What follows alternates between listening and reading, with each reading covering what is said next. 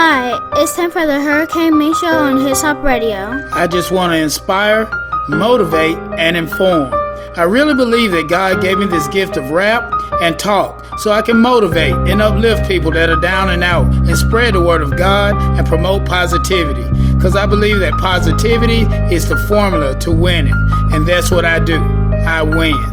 Hey, welcome to another great episode of the Hurricane Main Show right here on His Hop Radio. And happy Tuesday to ya. Everybody out there on that Tuesday grind, trying to put your work in. You got Monday out of the way, and now tomorrow's what? You know, hump day. It's all about how you look at it, people. You know, I'm sitting here, I just said the hump day part. It's just not the same without Dejanay.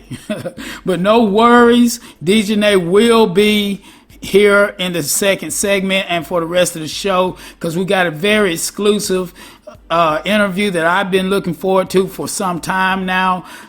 Extended interview also, you know, so I got to keep this opening segment pretty short. It's with Police Captain Ken Malcom of the Covington Police Department. He's running for Sheriff of Newton County against a guest that we had a couple weeks ago, Sheriff Ezell Brown. If you remember, Sheriff Ezell Brown's first black sheriff in Newton County. He served 3 terms and he's going for it again. And Ken Malcolm's running against him. They're really good friends. They get along great. So it's not like one of those cutthroat things like you see a lot in politics with the commercials and all that stuff. These are 2 real down-to-earth gentlemen. That's right. And I mean, I'm serious. It's awesome doing these interviews because you get to find out so much about individuals and just their personal self by hearing their stories. So I want y'all to keep it locked so we can check that out. Dejanay, she's got some awesome questions. And I do pretty good myself, if I don't say so. You know what I'm saying? But and Ken Malcom, he's really gonna lay it down for us. So keep it locked for that though coming up. And I won't even go into much news or details like I usually do in the opening segment.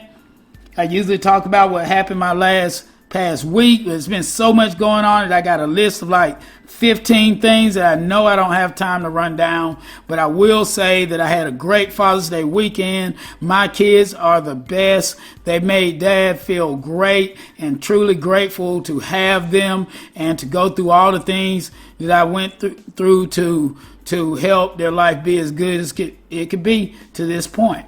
You know, and they got hard work ethic that they took after me, and I'm so proud of them. Love you all my kids, you know. And I hope you other dads had a great Father's Day as well. You know, I hope you did, and you know, I hope a lot of you guys didn't have to do the honey-do list, that you could take a day of doing what we love to do, absolutely nothing. Sitting around the house watching some movies or something, you know. Take it easy on Dad for one day, you know. So I hope it went down that way for all you guys out there.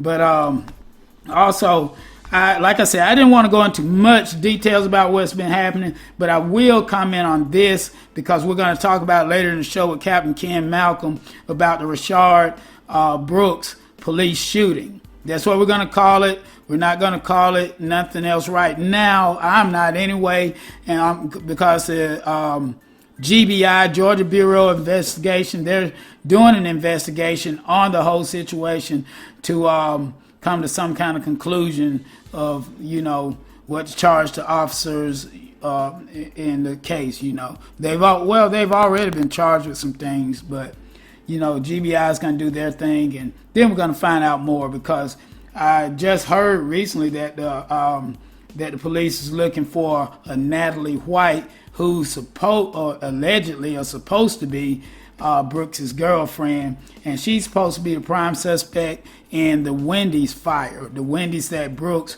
was shot and killed at. You know, they're saying that she pretty much was the ringleader and had a couple accomplices. So it's a messed up thing that's going on. It's like a terrible novel, you know, or terrible horror story is going on in our nation right now. So we got to keep the word of God going, and we got to keep lifting each other up and each one teach one. Just try our best to unite, and everybody love everybody. You know what I'm saying? I can't understand why people don't want to do it that way. They talk about Bubba Wallace, the only black NASCAR racer right now. He just found a noose in his locker room. You know what I'm saying? Right here in 2020, this man just found a noose in his locker room. So I don't know. It's just not cool how things are going, because Bubba Wallace said some things about them getting rid of the Confederate flag, I believe, and somebody got upset. And it's just crazy how people nitpick over things like that, think you don't belong because you're this color or that color, or you're not as good as them. I mean, I don't see how they could see that resolving anything, because nobody's going anywhere. You know what I'm saying? Black people, Hispanic people, white people, and so on and so forth are all going to be here. So why not get along? This planet's like all of our house, so I don't know, people. We need to think. And those of you that can think and agree with what I'm saying, go out and do each one teach one. You know what I'm saying? But and then on top of that, we got the COVID-19 thing that's obviously taking a spike. You're hearing about it everywhere in the news. It's going up, and they're saying this is still that first wave. But with all the protesting and, I don't know, gathering and things opening, maybe things open too early, or I don't know what it is, but it's picked up again. So we got to keep our heads on right and try to get through this thing, people, and stick together. All right, but I'm going to quit running my trap. I'm going to go ahead and get out of here and play some new music from someone that submitted some music to my email category, the number 10 entertainment@gmail.com, and he goes by the name of Soul Purpose, and he's got a deep song that's kind of like on what I was just talking about. The song's called Where We At, or Where We're At, or something like that. I'm sorry, Soul Purpose, if I got that wrong, but the song will tell the story. So yeah, we're gonna go into that. And I want more of you artists to submit your music to me at category, the number 10, entertainment@gmail.com. Submit that music and your bios to me, and if it's worthwhile, I will play you right here on the show, just like I'm about to do Soul Purpose. And then we're going to play a little new music from Deborah Denise as well. And we're going to keep this thing moving and come back with my co-host, Dejanay, as we interview Captain Ken Malcom. So everybody just keep it locked right here, and we'll be right back after this, all right? Where we at, man? As a nation, like really, where we at? It's SP. Looking into my son's eyes, it's not long before the whole of his life starts to flash before mine. And no, I don't hope it, but what am I supposed to think if those in power don't ever know how to draw the line? Now I ain't with the slick talk. The border between black and white, good and evil is not the same. It's not a pantomime, but how should we feel when we're killed?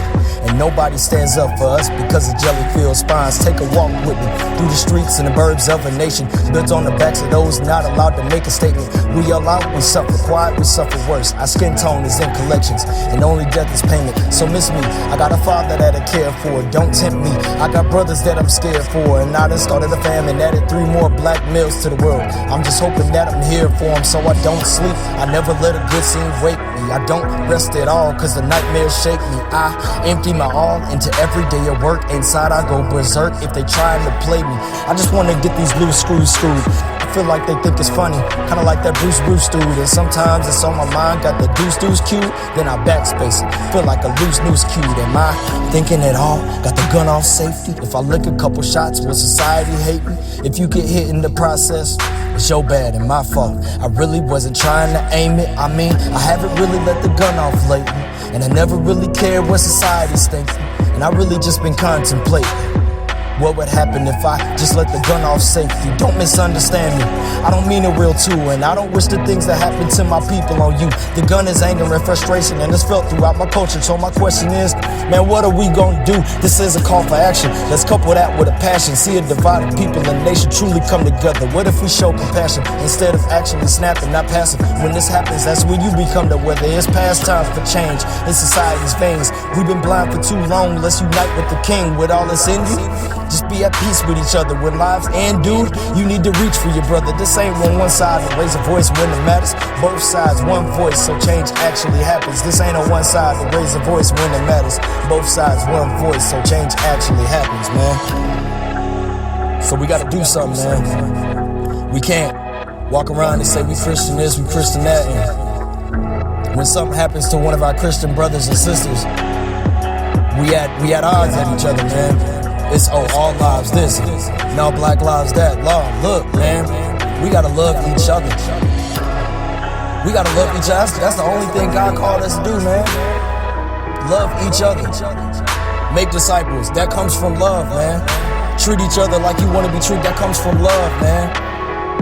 And we gotta end this cycle. We gotta end this cycle now. We gotta live in peace and love. Where we at?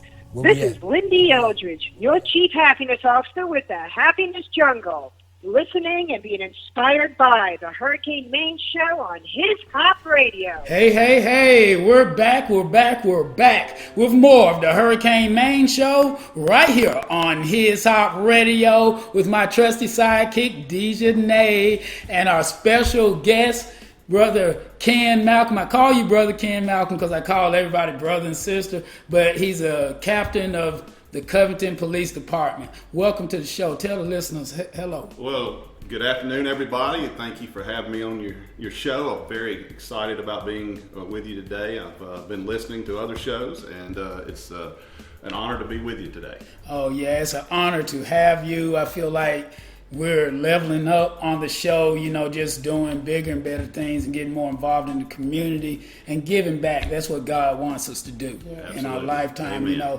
But I want to run the listeners down on a few things about you, Captain Ken. Is that what you're used to being called? I get called everything, so I'm going to go with Captain Ken today. Just don't call you late for dinner, right? Don't call me late. People look at me and tell I don't miss it. All right. Yeah, Captain Ken Malcom, he's been in law enforcement for over 35 years. 35 years experience. 31 of these 35 years were spent as a police supervisor, and he's a graduate of the FBI National Academy. Did I say that right? That's correct. Yeah. And those just name a few. 27 years as a classroom instructor, just building up new great officers and everything, giving back. Really, that's what I see that as, and that's great, So I want to get the crew to just give you a round of applause for what you've done. Thank you. Well, I have thoroughly enjoyed serving the citizens of this community for 35 years, and it's been an absolute joy. I've met so many great people over the years, and I would not change a thing about my career choice, right? And in serving this great community. Yeah, that's awesome. That is so awesome, And to be fair, we had Sheriff Ezell Brown on the show last week, and Absolutely. You're you're running against him this year for sheriff. You're going to dethrone him and everything, I guess. but and that's great. He's been there for 3 terms and everything, and I'm hearing a lot of positive things about both of you out there. But I'm not even going into that stuff yet. What I want to do with this show, just like I did with Sheriff Brown, is I want the people to get to know Ken Malcom, the person. Right. So I basically want to just go into some questions, but I just ran down a few of your accomplishments. Before we go into question 1, just tell us a little bit more about your background and what you've done as far as accomplishments. Well, I want to go back to something you said about, dethroning the sheriff. I want to say this. I have a tremendous amount of respect for Sheriff Brown. He has worked for a number of years in this profession, so this is not about anything about him personally. This is something that I've thought about and prayed about. With my family for years, I was made a decision, based on what I felt would be the right time to do this. I actually anticipated him retiring, at this point. But more power to him as long as he wants to, try to work. That's not my decision. That's not my decision. So, but that is something that again that I did anticipate. So it is, I'm thinking about, again, the timing of this, and again, I've been listening to people. I've been doing a lot more listening than talking. Wow. I want to know how people feel, and I feel that this is the right time to try this. But to tell you a little bit about me, you read a little bit about where I've come from. I actually grew up close by in Social Circle, Georgia. I went to high school there and then moved to Covington as soon as I graduated. Right after I graduated from high school, I hung out here. This was a spot. Yeah, I mean, Covington had McDonald's and Wendy's and places like that. And, that's right, because Social Circle didn't. We had a place to get a biscuit. That was about it. So so I had a lot of friends here, in Newton County. I loved my childhood and in Social Circle. Have thoroughly enjoyed my adult life, here in Newton County, and this is this has been my home for about 3 decades now. So growing up in Social Circle, I kind of wanted to know what got you interested in law enforcement. Was that like something that you just wanted to do, or did you? Well, absolutely. I think it started when I was 5 years old. My dad was the justice of the peace in Walton County. In Walton County. So, that's what Social Circle is for the listeners. That's right. And he was the justice of the peace. And so after school, I'd often go, sit in his office and wait for him to, end his day to take me home. And so I would listen to things going on. The people would come into his office to get warrants.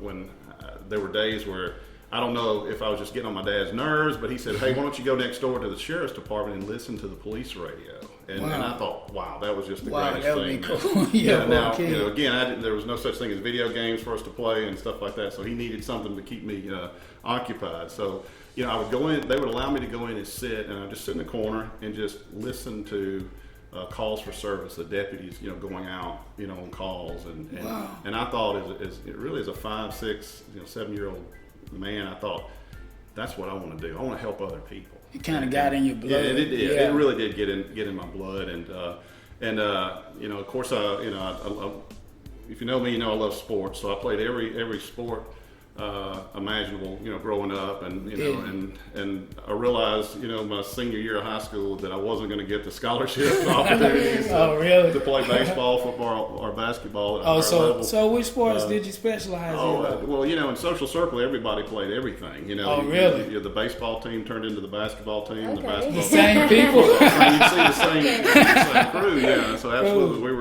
we were just, and we were very tight knit community, small community. We played hard together.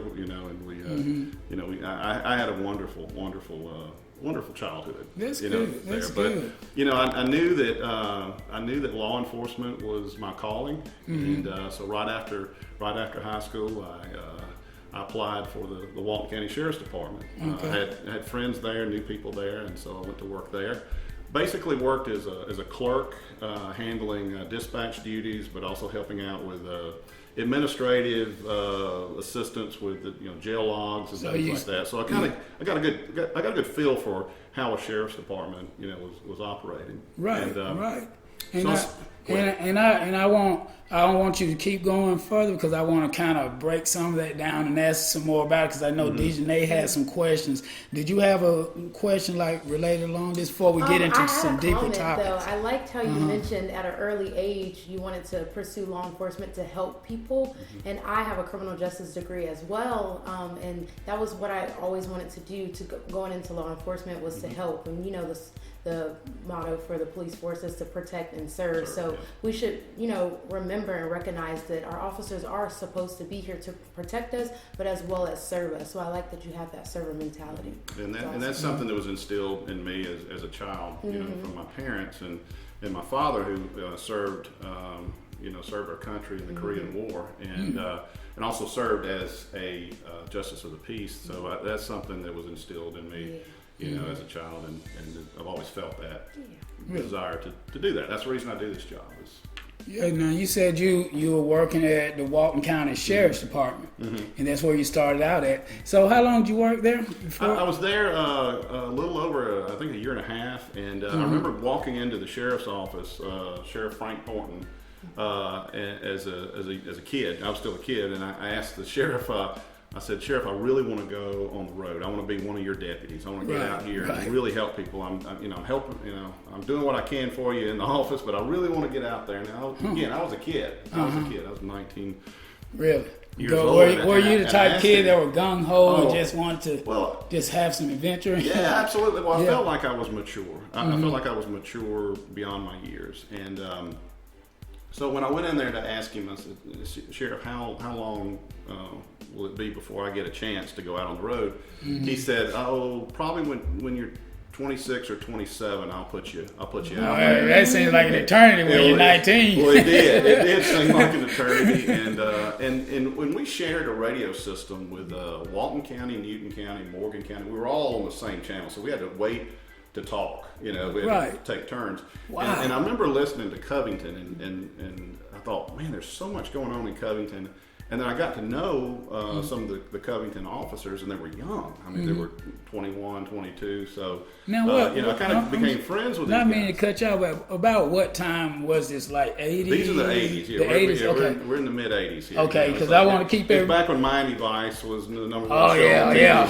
Kind of give The you a Dukes of reference. Hazzard, and all that. Mainly Miami Vice. Oh, yeah. That was the show that I like to watch. Okay. But anyway, so that's the time, that's the era. But anyway, I talked to some people from here in Covington, and I asked about coming to work over here, and I did, and they asked me if I would dispatch for a short period of time, which I gladly did, and then they put me on the road. So. And it was such a big financial difference too. I went from making $2.79 an hour at Walton County. Are you kidding me? To $4.79 an hour at Covington. So I got this huge raise. So what do you do? Come home? Hey, family, we made it. Gas was probably like $1.50. Oh God, no! This is aging me, I know, but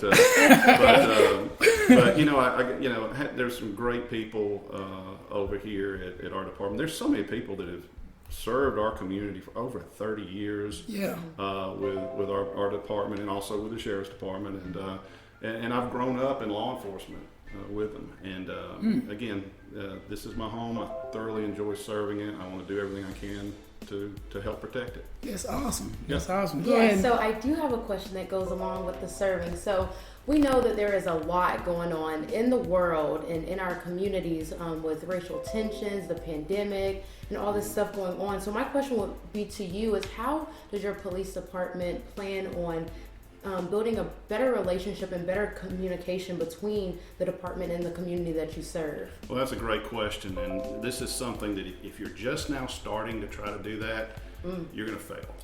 This is something that you should have been doing from the beginning of your service, is doing everything you can to create constant dialogue with the citizens that you serve. And if a department embraces a community outreach philosophy, and community outreach is a philosophy. Some people think it's a program. It's not a program, it's a philosophy. So what you have to do is develop programs that fit that philosophy. And in community policing, if you break it down to the simplest terms, it is communicating with the citizens that you serve. It's knowing what your citizens expect from you as far as law enforcement services go. And if you maintain that constant dialogue, you create something called trust. And trust will carry us through these bad times that we're in right now. It's, if we have if we communicate well and we create relationships and we've developed that trust, we're going to be able to talk about anything, and we can come up with solutions to our problems. And I think that what you have seen maybe in other parts of the country is you have seen departments get away from community outreach efforts.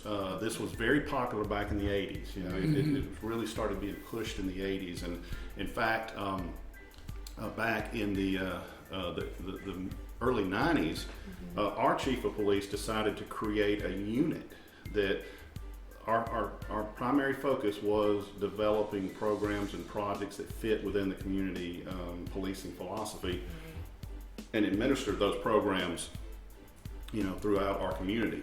And I was chosen to take on that role as the leader of that group. And I was very excited to. Not very many people can say they started something. They were they were on the ground floor of this. So I had studied community policing a little bit in college, a lot in the FBI academy, but it was basically on the job training. We were learning, but we were setting the standard.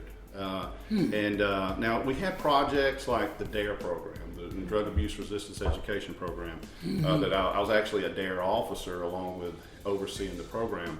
But we had projects that fit into the philosophy of community policing, but it was our responsibility to get a neighborhood watch program, established and moving and happening in our community, and working with our faith-based organizations to partner. Now, there is no better organization to partner with than our faith-based Amen to that. churches. Yeah. And, That's right. Because we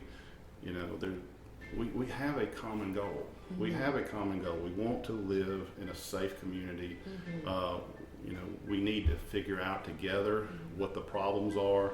And I may think I know your problem, and I may go into your neighborhood and run radar or pull somebody over for running the stop sign, but you're more concerned about something happening, late at night, and I'm not doing what you need me to do. So, in order for us to really have that understanding, we got to talk. Yes. It's so simple. So It's so simple. We just have to talk and know what's going on. So interacting with the citizens and everything, that's a top thing that you pretty much tell your officers to do and everything. Absolutely. Because it's important that people know these things, especially at a time like this, with so many people kind of going against the police department and trying to put them all in a box because of the recent incidents, and we'll talk about that a little later.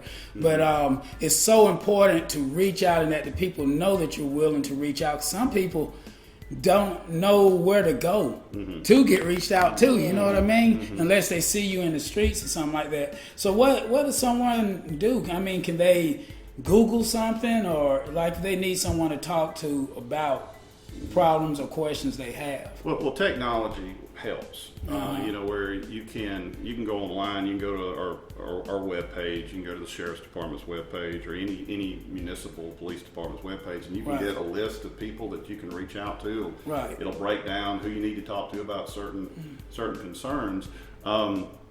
That's just one way, but you talked about something a minute ago that is a huge concern of mine. Is you want that officer.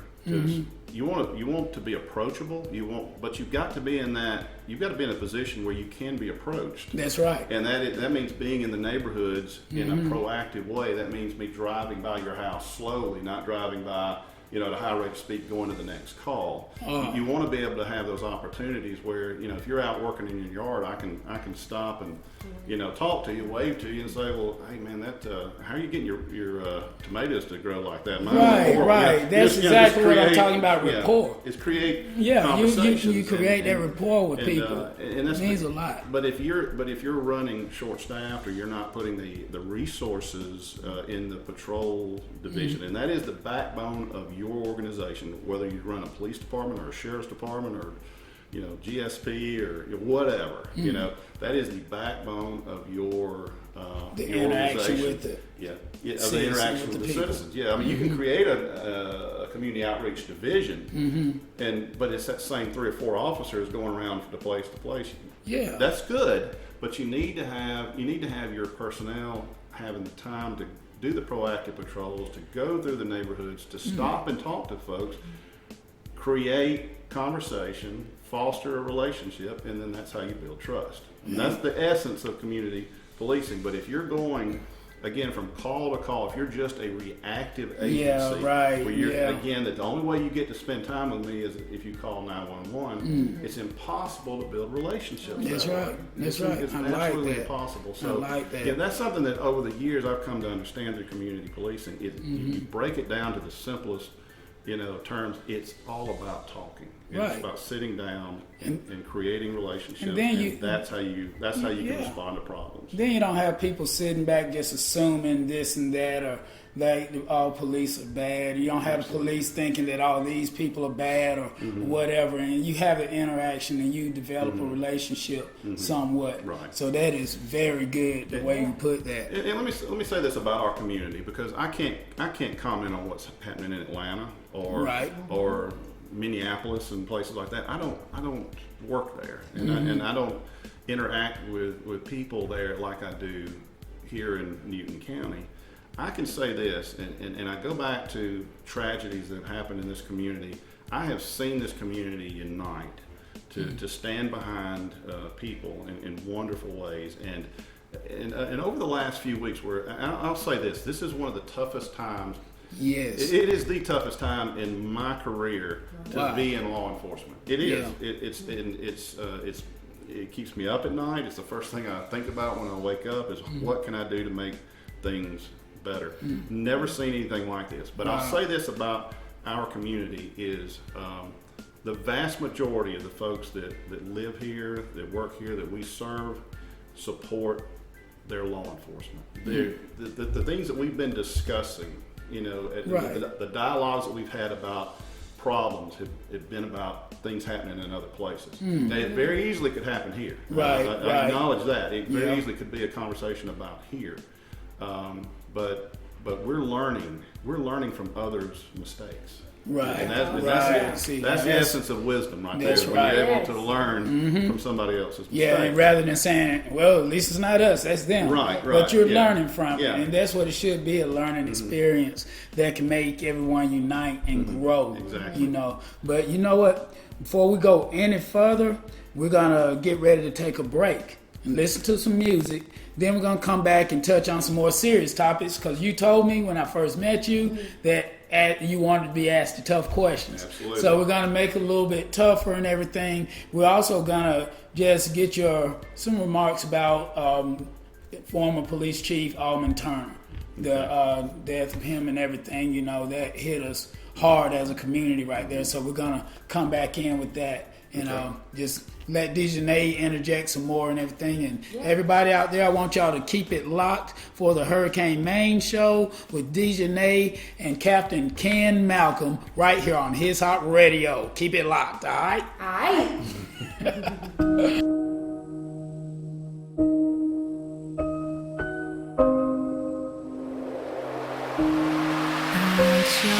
Kisses straight from heaven.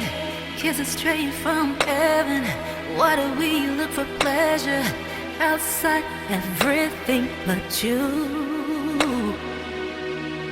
Kisses straight from you. Instead of wanting a man to hold me, a man to love me, a man to think of me, Lord, I want it all from you.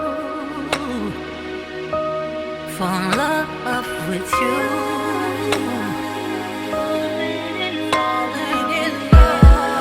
Oh, how I think of all the love that you've given me this far.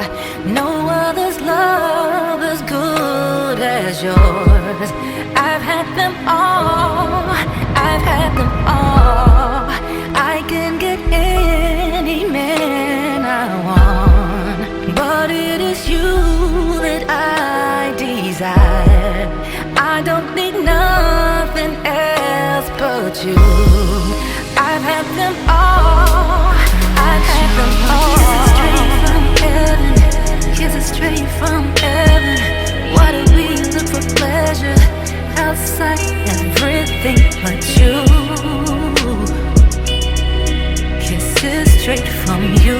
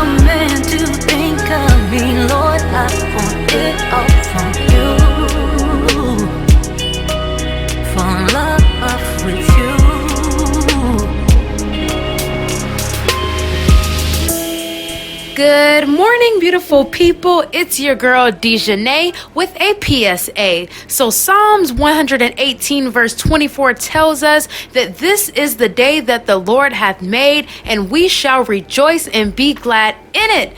I wanted to remind you all that God loves you and I love you. And no matter what situation that you're facing right now, you are not alone in this battle. God is on your team, and He's the most valuable player and the undefeated champion. God hears your prayers and He sees your mess. God is knocking on your door at every moment, waiting for you to open your door and invite Him into your life, into every situation, into every problem that you don't have a solution for, into every addiction that you're stuck in or ashamed of, or every relationship that may be toxic, abusive, manipulating, or every sickness that you can't get rid of or the doctors have no cure for. God is the cure.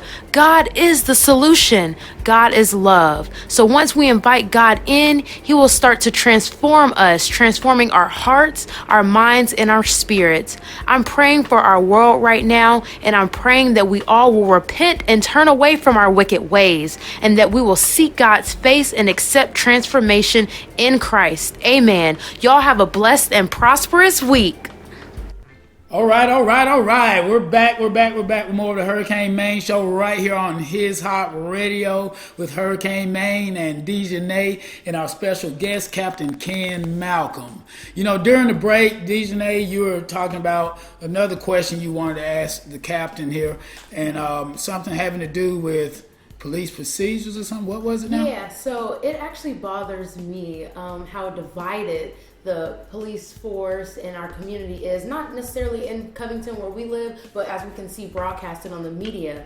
And I have a criminal justice degree, and I've always wanted to bridge a better community between the police force and the people. So my question to you, Captain Malcom, would be, what is one misconception about policing in general that you would like to clear up for the public? Well, that's a great question. And the first thing that always comes to mind is this. There's almost 700,000 law enforcement personnel out serving communities every day. Almost 700,000. But we're hearing a lot about a handful of the people, the officers that made horrible mistakes in the performance of their duties. And what I'd like for folks to remember is there's almost 700,000 that are doing it the right way, that are doing things to help people that have the heart to help.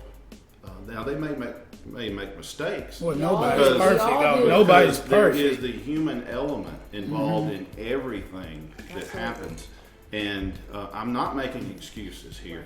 But you think about situations where you throw a human being into a situation and they're having to make a split-second decision on what to do. There are going to be mistakes. Right. Some of those mistakes are intentional, and those people have to be prosecuted when they make an intentional bad decision. And this is so hard because I have been in that situation where I used deadly force. The sheriff has been in the same situation where he used deadly force. So he and I both have got a unique perspective on this because we've lived it. I was in a shootout, April 5th, 1994. There were 7 shots fired, 4 from the person that was involved and 3 from my weapon. Wow. How long do you think that shootout lasted? I have no clue. I mean, I think every time something like that happens, it's like pretty much a blink of an eye. Pretty much, it's like so. That's why reaction time is so important. And I mean, sometimes you can't react. Well, you don't have time because my shootout that I was involved in lasted 2.5 seconds. 2.5 seconds. So, and total, did you say a total 6 shots? 7 shots. 7 total shots. 7 shots. Wow. And in the scenario, the person, he was not shooting at me. He was shooting at his girlfriend and his girlfriend's children. And he pulled the trigger and kept pulling the trigger. I got out of my car and I pulled the trigger. There was in exchange, but the entire situation was over in 2.5 seconds. Wow. So, I did not have time to think about what to do. You just do it, and you hope what you did was reasonable, justifiable. And that's what you and it was. I did what I was trained to do. It was, but it happened just like that. So, I think that we have to, when we evaluate what law enforcement officers do, is you have to put yourself in that situation, in that moment, and not in hindsight. We've got the gift of hindsight on everything that happens in the community with interactions between law enforcement, and the citizens. We have that. We can study it. We can talk about it for a year, before maybe a case even comes to court. But again, that misconception is, think about how they have to make absolute split-second decisions. Yeah, and even to extend a little bit more on what you just said, to make it clear to all the listeners, because they're looking at situations like George Floyd and Rayshard Brooks and many more before that's happened, and they tend to, when they reenact it in their mind, everything's going slow. Kind of like when you make a decision that I want to do something in life, your mind starts to want it right now. But technically, there's more going on. It's more time. And let me make sure that I'm clear. You're clear. Your listeners are clear. Let's talk about George Floyd. Okay. I don't know of a law enforcement officer that has watched that video that has in any way justified what that officer did. When I saw it, it sickened me. Right. It was hard to watch because, I saw, that I saw a criminal act. I was watching a criminal act being perpetrated by a police officer, and that broke my heart. It broke my heart more so for the family of George Floyd, because I know loss. I know losing someone dear to me suddenly, and so I immediately my heart went out to that family. There was and is no excuse for what happened that day there in Minnesota, and it has caused a wave of a shadow to be cast all over law enforcement, and it continued with other incidents, and we think about other situations that have happened, and it brings it brings other situations to mind. So are those top things that y'all talk about at the station? Absolutely. Is that in water cooler talk? It's been all we've talked about over the last several weeks now, and when we talk about it, we look at, well, how can you do better? How can we do better if that happened here? Right. What measures would we take? And it comes down to one simple thing, and that is training. Is in a moment where you are making an arrest, you revert back to how you were trained. And a lot of training, because I race professional BMX, a lot of training is muscle memory. So if you're getting properly trained, it's repetition, and then you'll react in a certain manner in a situation like that, and there's a lot of controversy behind the Rayshard Brooks thing in accordance with training. And they're saying, did his training tell him to shoot someone in that situation? Do you think there should be different types of training? Because I know for him to react like that, I think that was pure adrenaline in the situation. Well, also Rolf, I think. Well, the one thing that I'm waiting on is the conclusion of the investigation. The GBI investigation. From the Georgia Bureau of Investigation. Right. And we have entrusted, the citizens of the state of Georgia, entrust any police shooting to the GBI to investigate. This is, I think, we're around 50 shootings this year. Yeah, I heard the stats. Year. And so the GBI gets it right. I can't think of a situation where the GBI has investigated,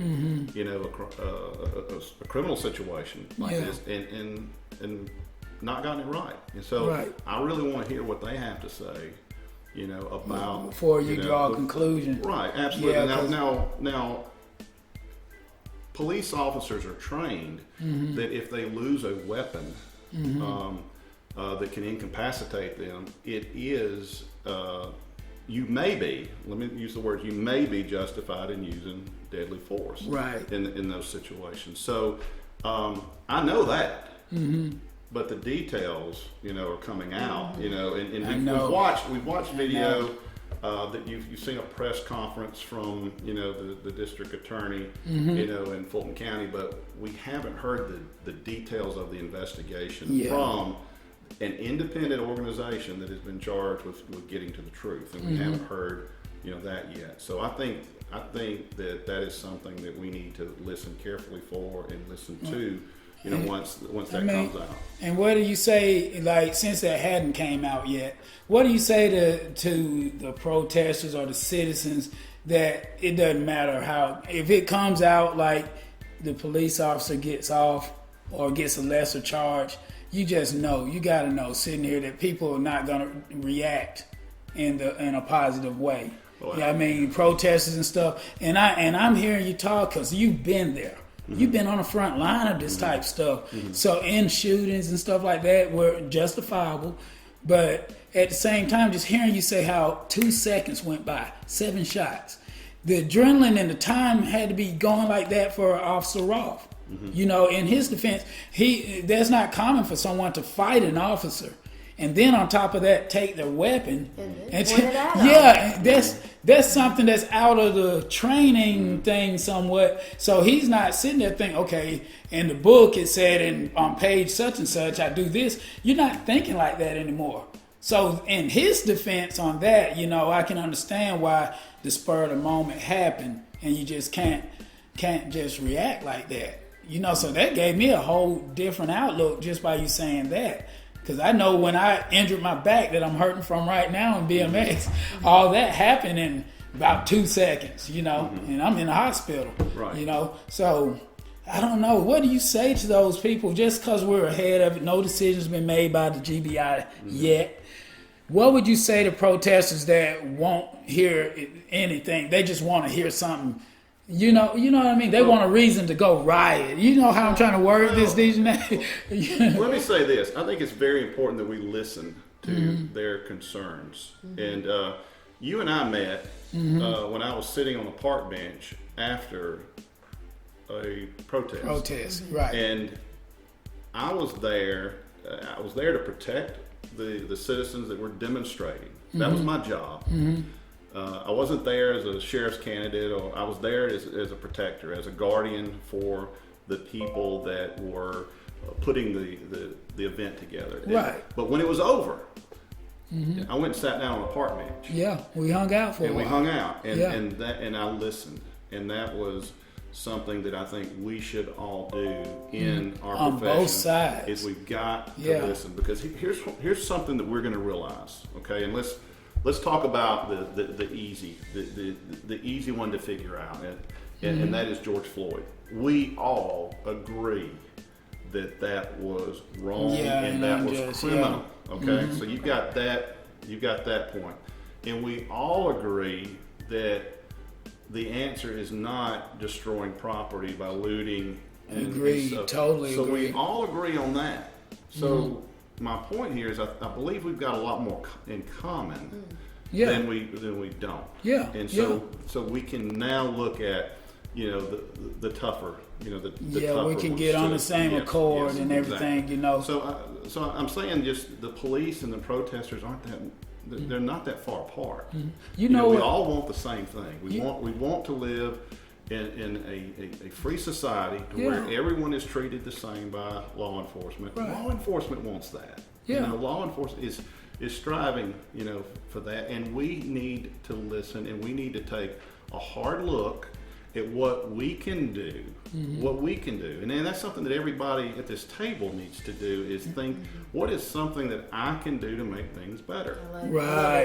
That's what I was saying in the square when I was talking, what can I do, not what can I get? Yes. That's very important. And those citizens, a lot of the kids, rather, there was a lot of millennials out there in the protest that we were attending. I don't know how the turnout is at most of them, but it looks like that. So I was thinking, if they want change within law enforcement, the first step is some of them should try out. Go fill out applications. More younger people coming there, more minorities and everything, if you want to make a difference and everything that way, just trying to get more involved rather. Well, what I'm trying to say is, like, when I see people suffering from sicknesses and everything, like cancer and different things that people that we deal with, I personally think the best defense after going to the doctor, whatever you got to do, taking your medicine, is becoming an advocate.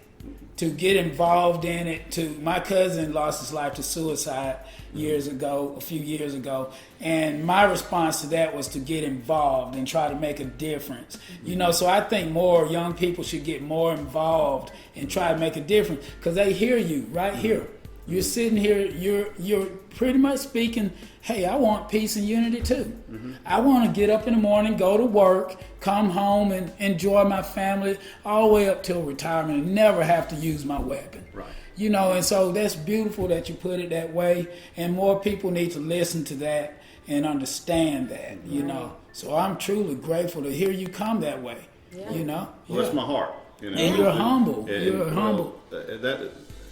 That's my heart, and if you talk to people in this community that I've served, I'm not saying anything different now than I said, 10, 20, 30 years ago. Because that's you. I've stayed the course, and in my campaign, my message has stayed the same. It's I want to unite and protect this community, and when I say unite, I want to unite people. We all want the same thing. We want to live in a safe place. Yes, we all want the same thing. So we need to fight together to make that happen. That's right. And my goal, my mission in this profession has always been to protect people.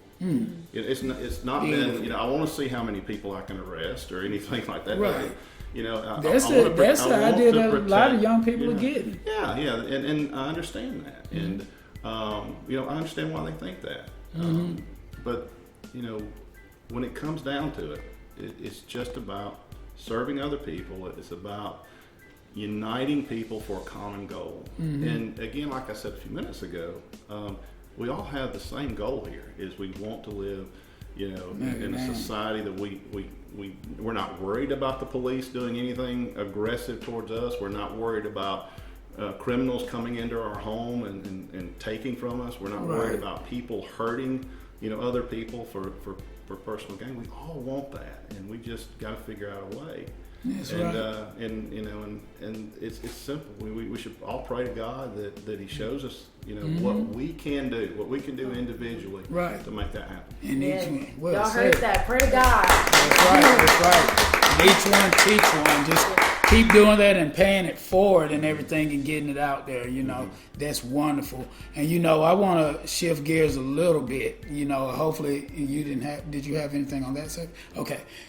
I want to shift gears a little bit because back, in November, had a tragic loss to one of your brothers on the police force where he's retired, and I talked about him here on the show. He's also been a family friend of mine for many years. I grew up around the corner from him, former police chief Alman Turner. That was, wow. When I heard about that, my brother called me and told me about it, and I kind of gasped for air because Brother Allman had just spoke at my cousin's funeral, Anthony Akins, that got killed last year. And he spoke there, and and to see that he didn't know what was going to happen to him. I kind of want to talk to you a little bit about that and get an idea of what the feelings was in the department. We don't have to go into the actual case of it and everything, but tell us a little bit about your relationship with Alman Turner too. Wow, he was a father to me.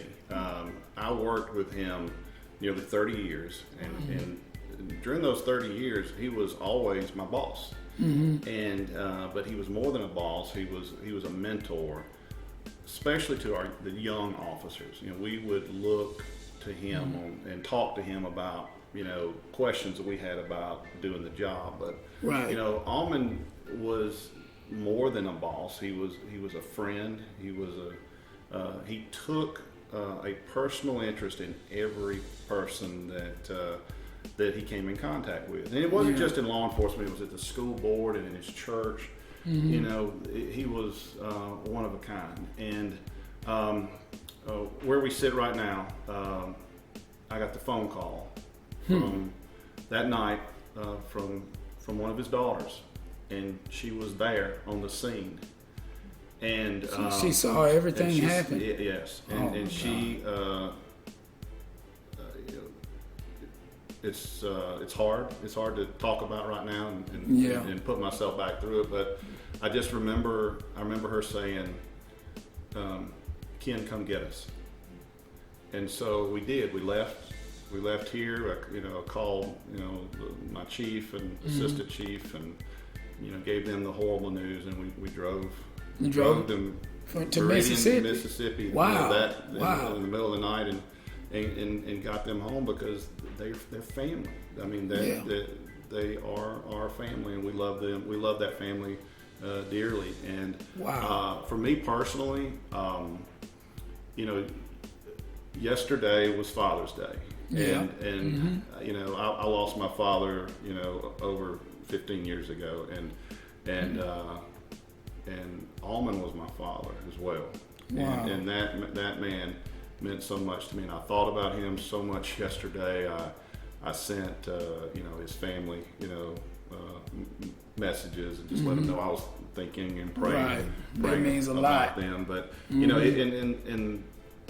and for all of us, in the department that knew him, it was such a horrible blow, to lose such a great man. And even though he was retired, he still came around. He was at the police department at least, weekly. He would come in my office, and if you knew Almond, he would make fun of you about something. It was usually something about my clothes or my shoes or something. He would always take a shot, and we just loved that man, with all our heart.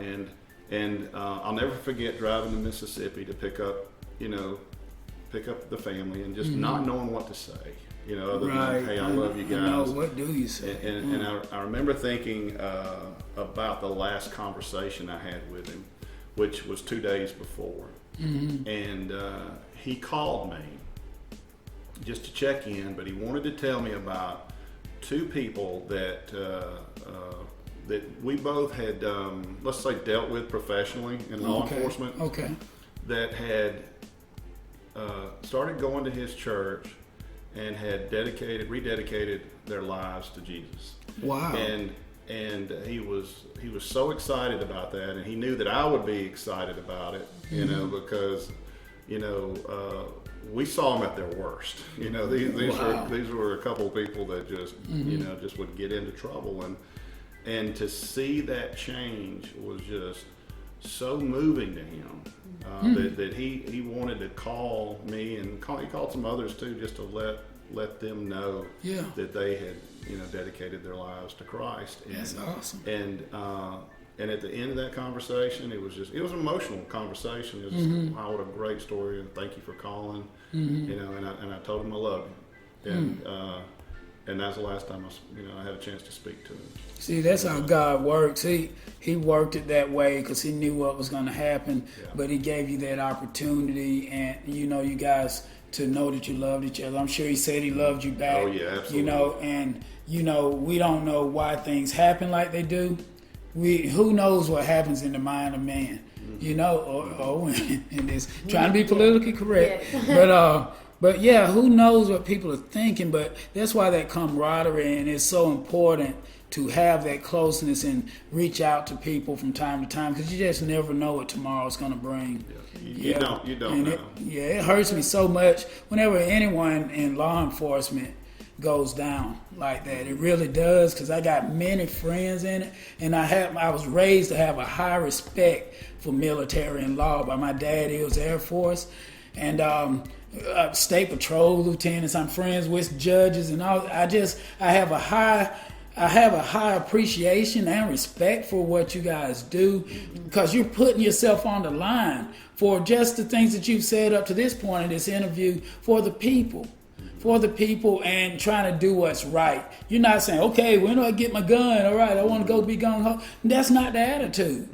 You know, you just want to do what's right. And that's not the attitude for, the vast majority of those 700,000. Right.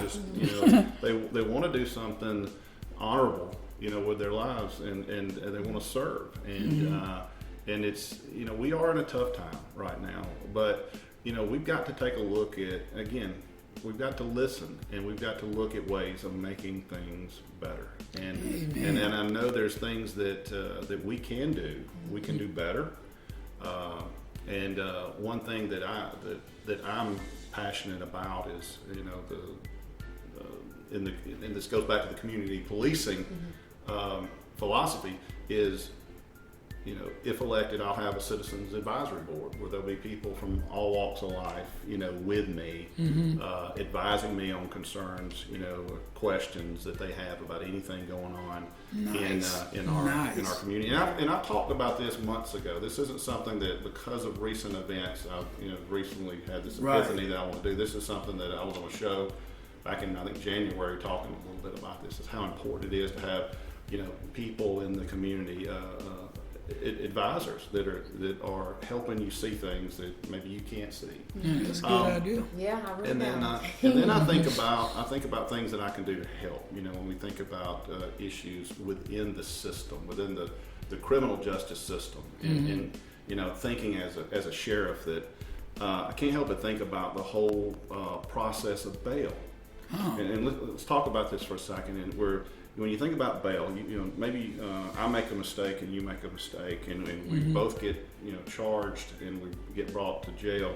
Well, maybe you got the money to pay the bail, but what if I don't? The same charge, right? Same charge.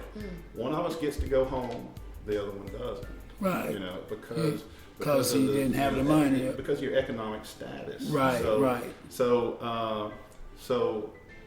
I'm looking at working with our judges. I mean, this would have to be an agreement with our judges, and we look at a better way to do the bail system in our community, where it's almost like a point system, to where you look at what's the likelihood of say me showing up for court, and if it's likely that I will come to court, then I can be released.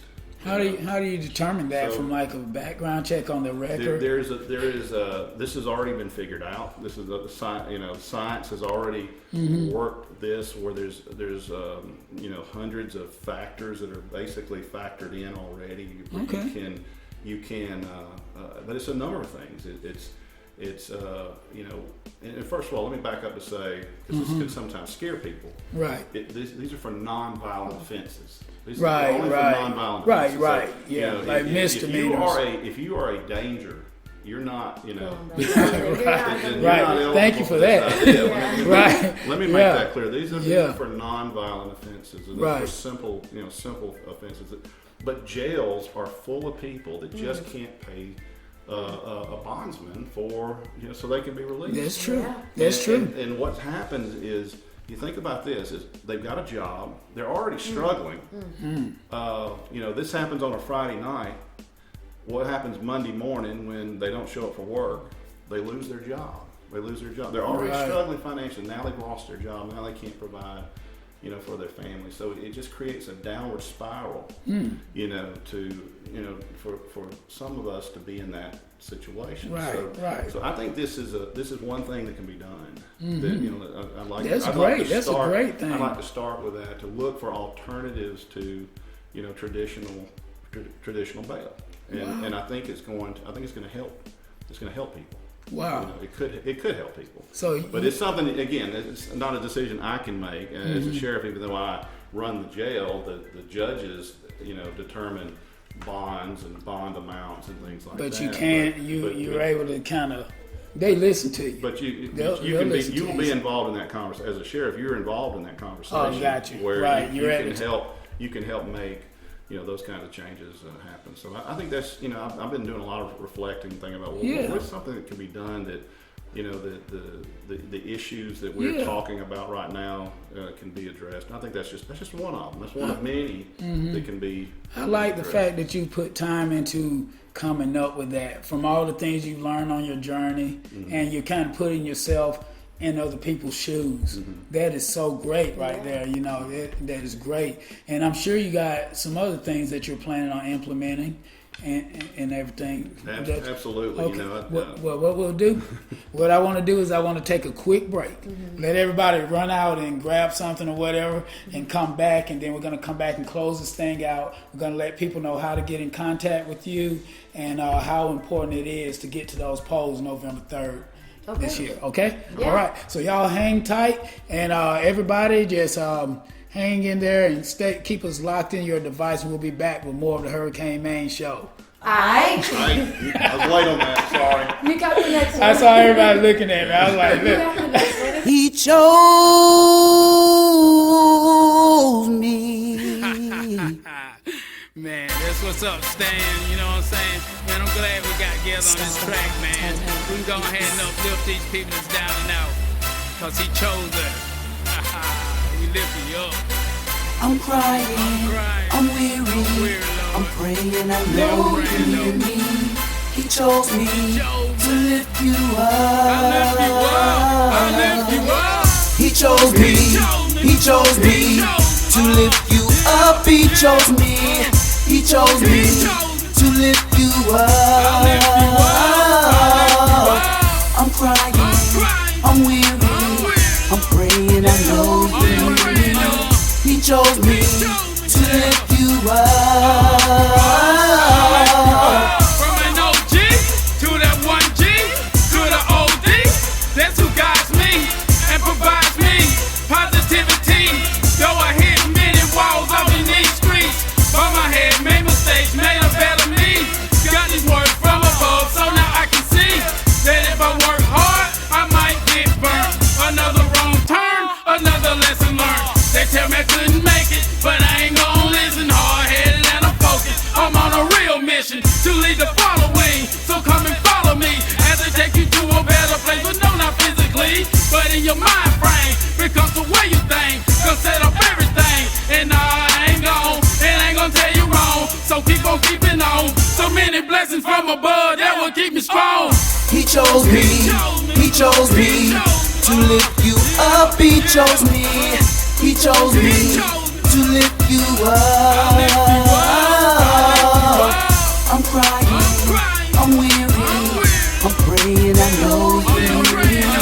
He chose me to lift you up.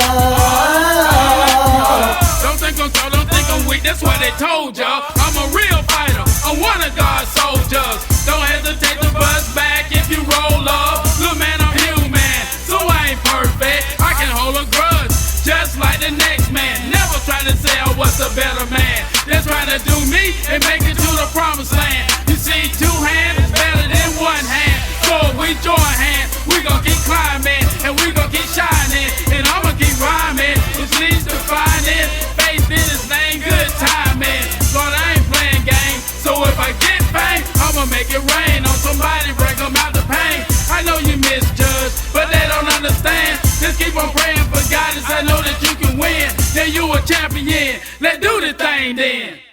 I know He chose me. Da da da da da da.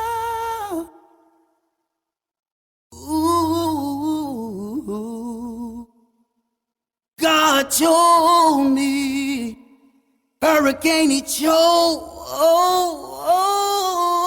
me. All right. We're back with more of Hurricane Main Show with Dejanay right here on His Hop Radio with Captain Ken Malcom of the Covington Police Department. Dejanay, you had a question about juvenile justice, like juveniles, or what was it, repeat offenders? So after I graduated from the University of Georgia, I kind of Go dogs. Go dogs! Always. That's right. Yes, I love that. Yes. I had a conversation with God, and we kind of restructured and rerouted my plans, and I'm not actively working in law enforcement or with criminal justice, but what I'm passionate about is leading the youth. So I want to create mentorship programs for the youth to positively redirect them. And I noticed that our juvenile justice system is broken, and we have issues. And if we can fix these issues at such a young age, starting with the juveniles, then they're our future, and that's what I'm more geared on working towards. So I love that you mentioned that what you want to do if you're elected is to create that citizen advisory board. And I would be interested in inputting and contacting you with what I see that's going on and how I think that we should be able to fix those broken systems. We'll come out and speak to the kids and everything. That's a good idea. And it's critical to have someone like you that has not only a background in criminal justice, but you're young and you have a perspective and a passion for the youth. So an advisory board needs to be made up of citizens from all walks of life that all has a passion about something, not an agenda, not a hidden agenda, but a passion for ways to make things better. And by being on the part of the advisory board, you have face-to-face contact with not only me as the leader of an organization, but there'll be other people within the organization that's invited to sit in and listen to. So I would love for you, and I'll go ahead and say this on the air, that you've got a place on that advisory board. Awesome. That's right. Awesome. If things work out for me, and I would like to think that you can pursue it in other ways too. Because it is critical that the folks like you that have a passion for this that gets involved, because I've watched kids go into a juvenile detention facility and then come out and they're not better. They're not better. They have been away from us for a period of time, and they haven't been unable to commit offenses in our jurisdiction, but they're not coming back as a better person. And that is what we want to see happen. Is we want to see someone come back and be repaired, from whatever they're dealing with, whether whatever the issues are that are causing them to commit offenses, and the system is not working as it is. And they become trapped in it in a way to where they're repeated offenders, and then they go into the big jails and the prisons, and we just want to get them out and restore them and redirect them, positively redirect them. That's what you're doing, is redirect them. You're trying to redirect their energies and their their thoughts, and you've got to show them some love too. I mean, before you do anything, they got to know you care. If they think all they are is a project to you, no, it's not going to work. There's got to be the relationships established. And I've got something that's going to be coming out on. I have a YouTube channel where we were talking a little bit about this, about the what can we do to help the youth of our community, and there's an educator that's part of it, and he's a very passionate educator that that's his job for 8 hours, but he spends time with them outside of his normal kind of like doing some mentorships and big brother type stuff. It's totally stuff that he does on his own. It's not a structured thing. It's just he goes and rides bikes with the kids, and he just spends so much quality time. But anyway, that's another person that I've asked to be part of that. See, that's great stuff you're working on, because that's where you need to direct things anyway, the youth and everything, because that's the future, and that's who's out there scared and confused and upset at the protests and all of that. So guidance is important, and there's so many smart kids just like Dejanay out there protesting, but they just need to direction. Well, the protesting is part of the American way of life. It's a First Amendment right that we all have, and protesting brings out the issues. Then conversations after the protest. That's right. That's what makes the change, and so so we it's time to have those conversations, those open, honest conversations. Here's our problem. Let's look at different ways to to address it, and let's make it happen. Let's work on it together, We because need more people like Dejanay on that board too. We're rallying them up. I'm training them now. Together, Starting on Sunday school, I'll be there. Yes. That's where you right. start. You're changing lives. And in my household, with my sisters and my cousins, like they're the ones that I can reach now. So that's what I'm doing, and it's gonna spread. The positivity is gonna spread. Love spreads, like you said. It does. Love Just spreads. keep putting out that positive stuff, just like we do here on the show. We try to put out good content. We don't know everything, Dejanay and I don't, but that's why it's important to have people like you on the show to come from your perspective, and having someone in law enforcement in this day and age of what's going on is so important, you know. And I mean, there's a lot of great kids out there, young people, millennials, that can do great things. They just need to be guided in the right direction and hear the right thing, you know. And look, we need these kids. We need to somehow figure out a way to, you know, as a nation, to repair that relationship, to establish the trust, because we need for them to come put on a badge or a star. Right. To still protect and serve us. That's right. So we can't do this much longer. You know, I can't catch anybody anymore. You know, if they run from me. I'm quick. So, you know, if God I can't with his me back. back to law enforcement, I'll be running. That's right. That's right. But hopefully we'll evolve towards not having to run after them. That's right. Right. That's right. But you know, but we do need the young people of this community. And when I say of this community, I'm very passionate about having folks serve this community, that live in this community, because the folks that serve this community, that live here, they have that extra passion, you know, about making life better, you know, making the quality of life better in this community. Yeah, exactly. So, that's all, like you said earlier. That's all everyone basically wants. They want to feel safe and protected. You know, I do not agree with all the talk in the media about cutting pay of police and law enforcement. I think that's a reverse effect. You know, if anything, put more money into it for better or different training, and maybe take some stress off of the officers without stressing about paying the bills and everything. We know we got some money. We got it somewhere. Most police officers work 2 or 3 jobs. I mean, I know. You see it, you Exactly. see I see it. Yeah. So it's you think about what type of rest are they getting between their shifts, and we actually have policies in place that limits what you can do off duty, and it's really so they get the proper rest period, to where when they come in and they work, they're sharp, they're mentally sharp. But I do think pay is critical, and we have to, you know, I know that's hard for some people to hear right now, going, wait a minute, all these police officers, they don't want to hear it. I don't want to give them more money. But really, I mean, you know, if you want a better quality applicant, you're going to have to compensate them. You know, you want them to be professionals, pay them as a professional, and I think this is something that, you know, long term, you know, does have to be, you know, addressed. Yeah, it definitely has to be addressed and everything. And like I said, that was my suggestion. Maybe if they got more money or something like that.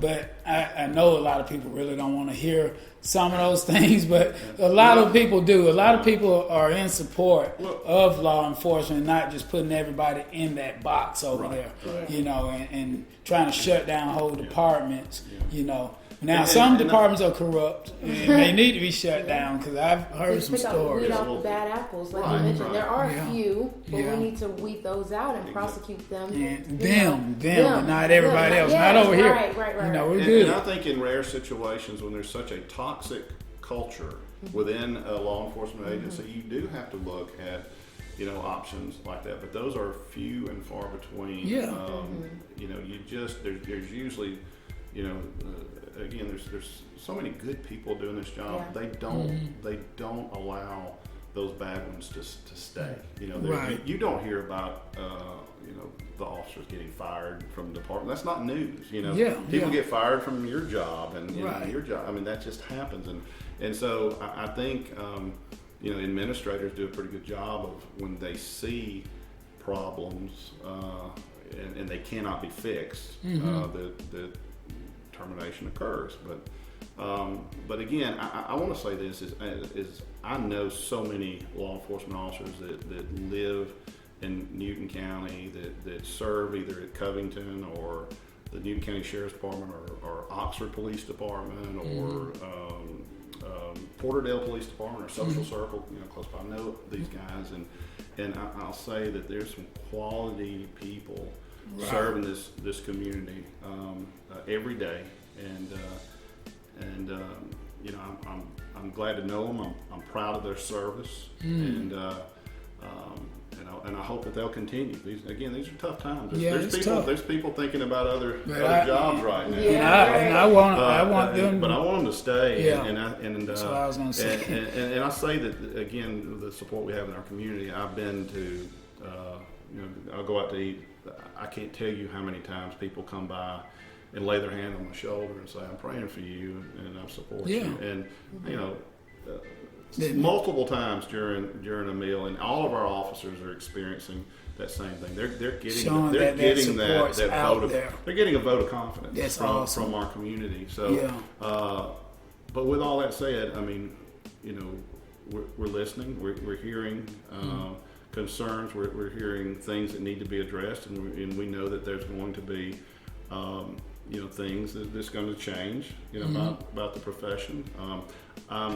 I've been watching news footage. I've been watching press conferences, and when the mayor of Atlanta, presented her executive order the other night, I listened, very intently to see what is she putting in place, and I was pleased that almost everything that she said are procedures and policies that we already have in place.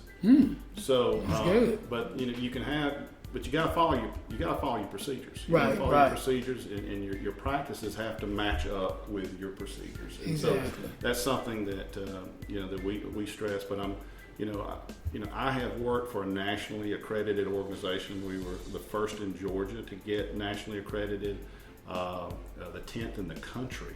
So all I know in my career, my 30 plus years of doing this is working for an agency that has mandates in place that have been studied and tried and tested. That's important. And we have the best policies in existence. Right now, the Sheriff's Department recently got accredited as well. So you've got two organizations that have standards in place that are very tough standards, very very tough, very strict standards. So I hope the community remembers that you've got an agency that one of us has been doing it for 36 years and following these and the knowledge that you accumulated at time is amazing. So, but we have to continue to look at better ways. We have to, we have to listen. You have to listen, and do things that we can to make our job better. It's that simple. Amen. Let's do it. I appreciate you so much for just being a trooper and hanging in here with us and giving us this opportunity. We've been pounding the pavement with this show for over 4 years now. I just brought Dejanay into it this year because, I think it was last year you came November 2019. And that was kind of like what you're saying. From experience, you come up with plans. It's not like you're coming off the top of your head with these ideas of how things could work. I've been doing this for decades, things like this and related to it. And I've come to the conclusion by the time I met Dejanay, hey, it'd be good to have a millennial on the show to come from that point of view. Right. And then to have you here, a great officer of the law and a law enforcement officer and everything, a captain, have the millennial here, and she's like the spokesman for the millennial, so to speak, so they get to hear their concerns voiced through us. That's why we try to cover different areas and everything because of our listeners. So I'm truly grateful and humbled to even have you here on the show and everything. Well, I'm glad to have y'all here in my home, and this has been a great experience for me, and I love an opportunity to talk about issues that are of concerns to our community. We've got to constantly have dialogue going, and this is a great way for your listeners to know a little bit about my heart and how I feel, and there's a lot more. I do want to point out that I'm off today. I'm not at work right now. I'm not on the clock. I'm wearing shorts, and I'm relaxing. That's relaxing. Right. But that's right. I would love for folks, if they want to learn more about, my campaign, is to please go to KenMalcomForSheriff.com. I also have a Facebook page. There's phone numbers where you can reach out to me, through our page. And if you just got a question, or a concern, or want to know more about, where I stand, on a particular subject, I really want you to do that. Is know how I feel, and know how the sheriff feels about something before you go vote. Right. Right. This, as we go into November, this is not a partisan issue. What we've been talking about today is not a partisan issue. No, not at all. This is an issue of morality, and Exactly. these are the words. Those are the words. I borrowed those words from the head of the NAACP, and that is so true. I can't think of a better way of putting it. These are issues of morality, and we need to take a look at everything that's going on in our community. Let's talk about this.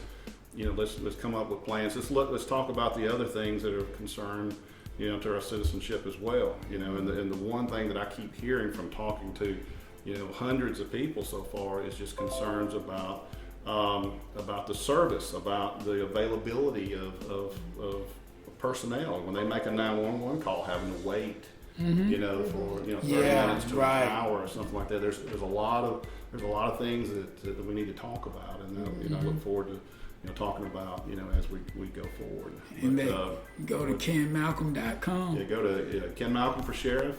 KenMalcom.com. That's the website. Also on Facebook, Instagram. I have a YouTube channel that I'm introducing some videos on a lot of like what we've done today. Okay. But these are just concerned citizens just talking about their views.